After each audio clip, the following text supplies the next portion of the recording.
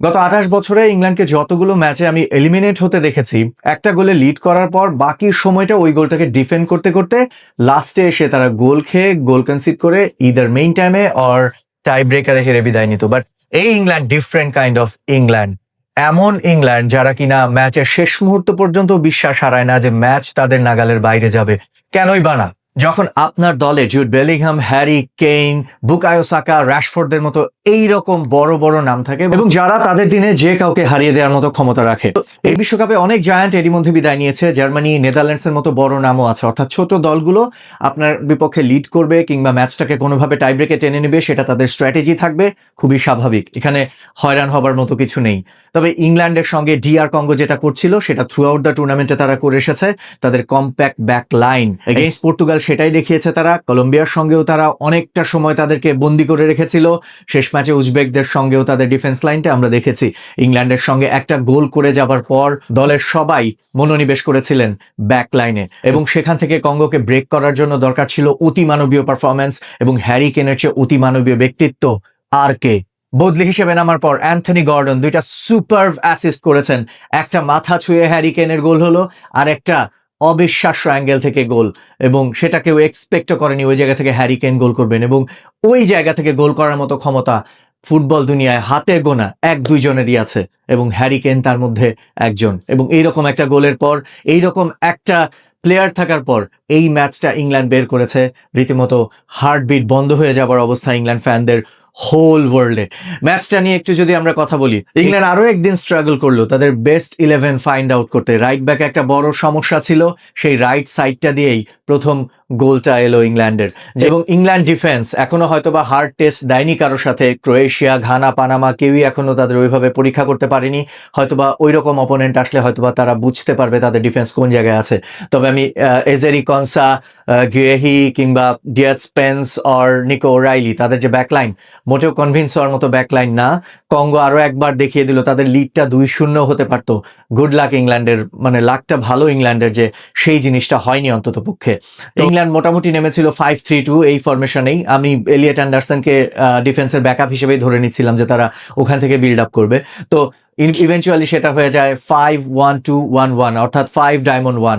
সেই জায়গাটায় Declan rice pivot রোলে এবং মার্কাস রাশফোর্ড, ননি ম্যাডুয়েকে দুই উইংয়ে, জুড বেলিংহাম, হ্যারি কেইন তারা ছিলেন ওপরে। তো এই জায়গাটায় আসলে ইংল্যান্ডের গেম স্ট্র্যাটেজিটা এরকমই ছিল। খুব একটা যে আঁচড় কাটতে পারছিল তা না, তবে ওইটা হয়তোবা একটু কন্ট্রোভার্সিয়ালি আছে, সম্ভবত রাইট কলি রেফারির।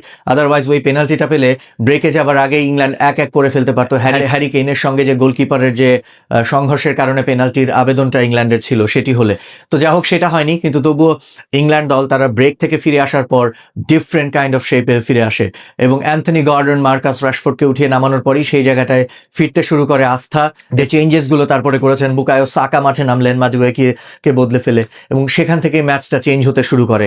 ইংল্যান্ড ধীরে ধীরে কন্ট্রোল নিতে থাকে, ওখান থেকে থ্রেট বাড়তে থাকে ডিআর কঙ্গো ডিফেন্সের উপর, এবং শেষ পর্যন্ত অ্যান্থনি গর্ডন ৭৫ মিনিটে, শেষ ১৫ মিনিটে ইংল্যান্ড যে চোখ রাঙানিটা দিল তাতেই ভেঙে গেল ম্যাচের সব প্রতিরোধ ডিআর কঙ্গের। তবে একজনের কথা না বললেই নয়, লিওনেল এমপেসি, মনে হতে পারে নামটা লিওনেল মেসির। তিনি মেসি থাকেন সামনে এবং গোল পোস্টে, অন্য ভূমিকায় আমরা দেখলাম আরেক লিওনেলকে। নামেও প্রায় ভিন্নতা, নামেও প্রায় একই রকম মিল। মেসির জায়গায় শুধু ২টা অক্ষর, এমপেসি, এই হলো পার্থক্য। তো যাই হোক, এই গোলকিপার তার জীবনের সেরা সেভিংস করার উদ্দেশ্যে নেমেছিলেন আজকে। এত দারুণ সব সেভ করেছেন, শেষ পর্যন্ত ম্যাচটাকে বাঁচিয়ে রাখতে পারেননি। তার হেরোইক্স সেটা ভেস্তে গেল। তো হ্যারি কেনের যে দুটো গোল ছিল অবিশ্বাস্য, এবং ইংল্যান্ড শেষ পর্যন্ত ম্যাচে ফিরল।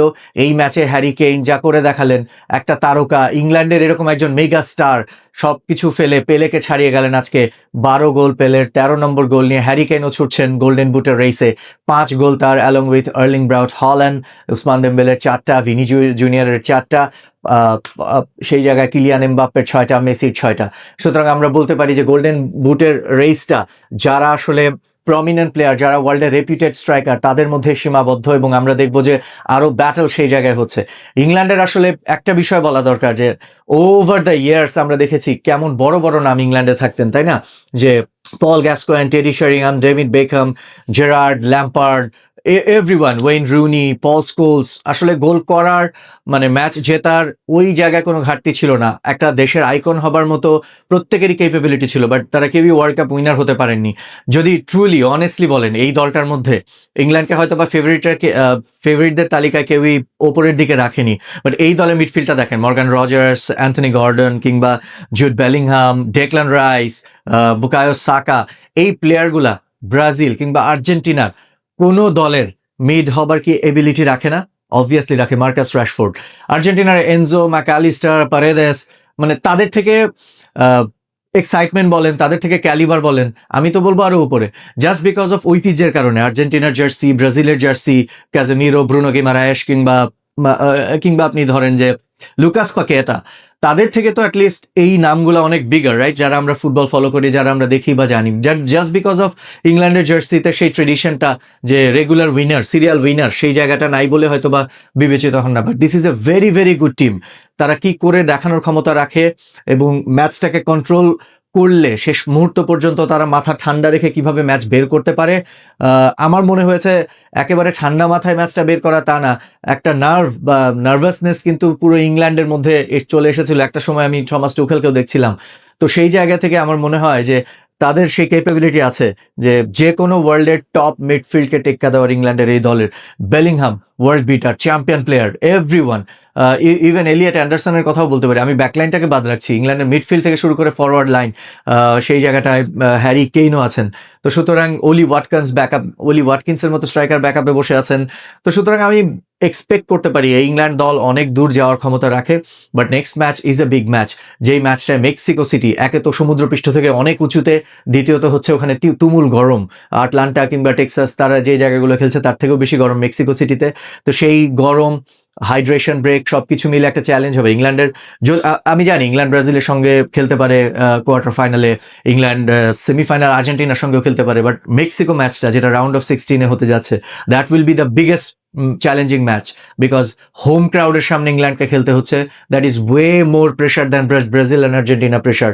মেক্সিকো সিটির iconic Azteca stadium, that will be buzzing. আমার মনে হয় যে হ্যারি কেইন, জুড বেলিংহাম, তাদের জন্য একটা কঠিন পরীক্ষা অপেক্ষা করছে মেক্সিকো সিটিতে। সেটা পার হতে পারলে পরের দুই চ্যালেঞ্জ খুব সম্ভবত ব্রাজিল আর্জেন্টিনা পরের দুই ফেজে। But England should enjoy the result. তারা দেখিয়ে দিল যে এই টুর্নামেন্টের অন্যতম বড় দাবিদার তারা ওয়ার্ল্ড কাপ জেতার ক্ষেত্রে, এবং they can do that, they have that ability.